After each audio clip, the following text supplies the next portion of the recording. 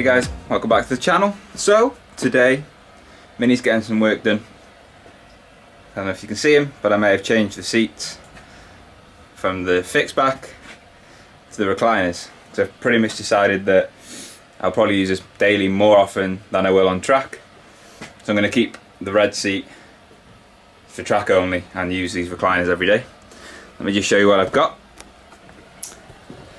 I've got these little mounts that fit onto the OEM runners that allow me to bolt these straight on. So I've got one in, and here it is. Actually fits quite nice. It's quite snug. I think when the window's shut, it's going to be quite tight. But I'm quite happy with it overall. Fits nicely. It's a pain in the ass to get in because the garage is quite tight and it's a mess. Just climb over the subframe because also I got new lights, angel eyes, LEDs and projectors.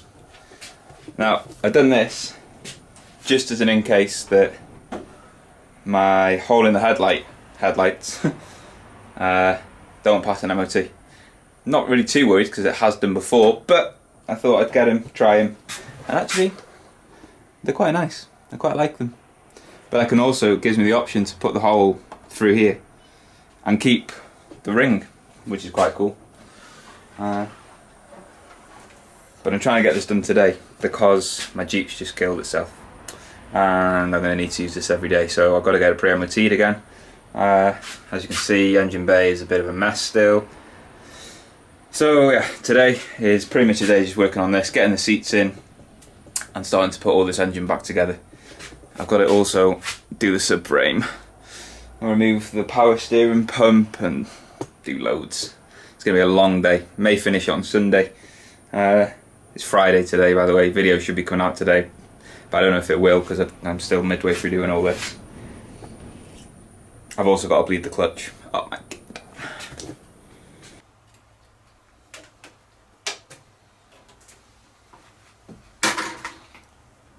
I snapped it.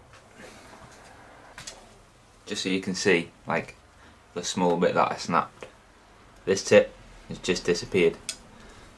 It's literally, I don't know if you can see that, it's literally the same. Just like one little piece snapped off. So, replacing it, got a new slave cylinder here, which is an OEM one. So I'm going to get all this fitted today, bleed it all up, and get moving. Just get it back on the road. Woo.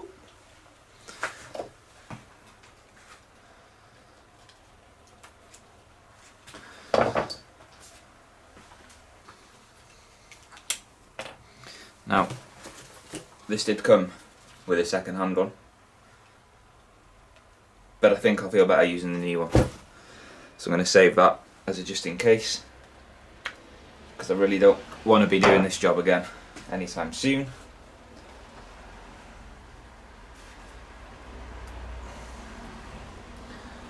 I'm really scared now of breaking this, but we'll give it a go. Please don't break. Okay, it's in.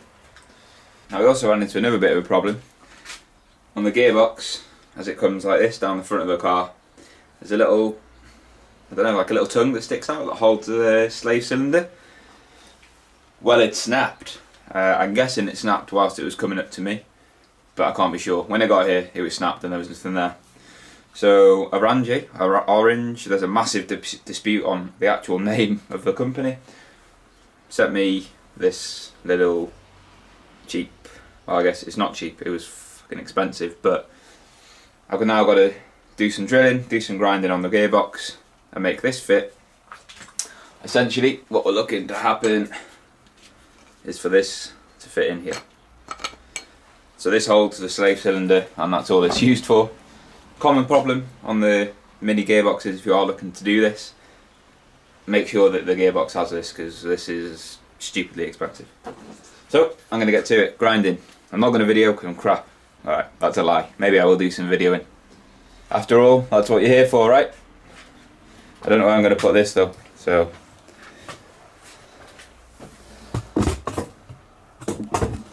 Ah, bloody these subframes in the way.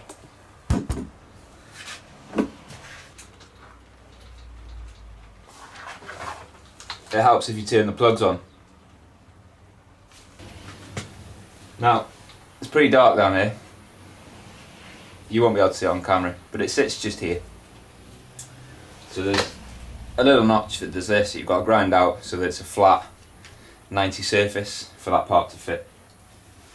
So without further ado,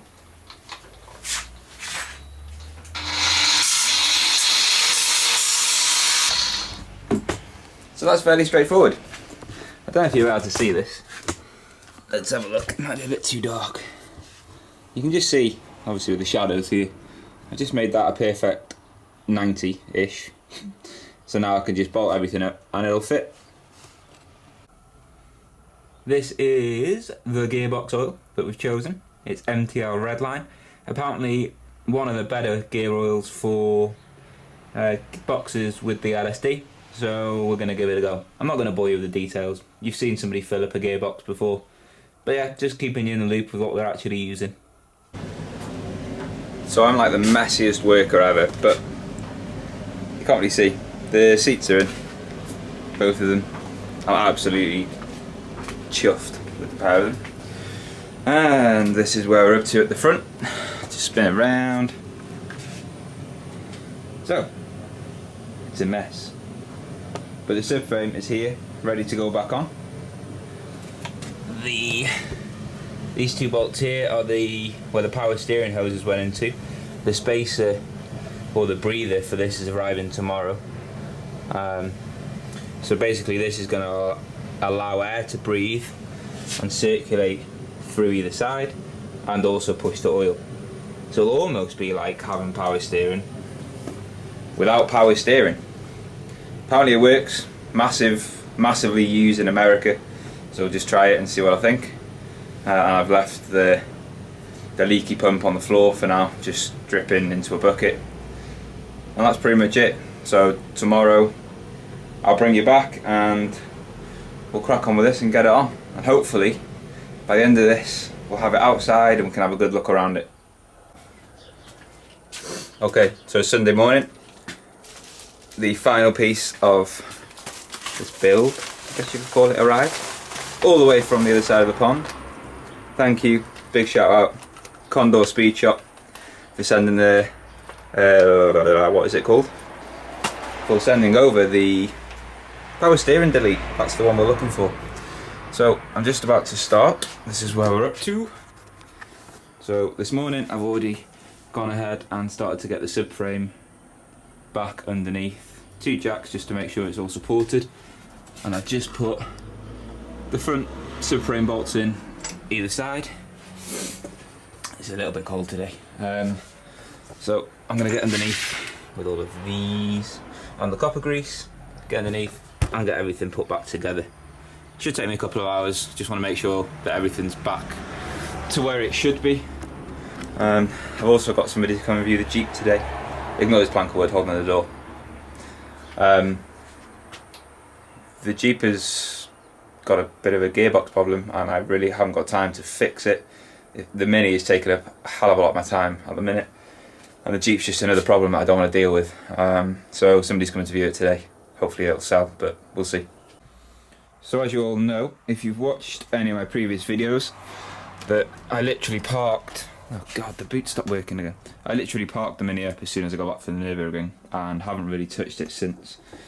Obviously trying to make all this, there we go, get all these jobs done. So I've actually still got the whole Nürburgring mess in the back of here to deal with.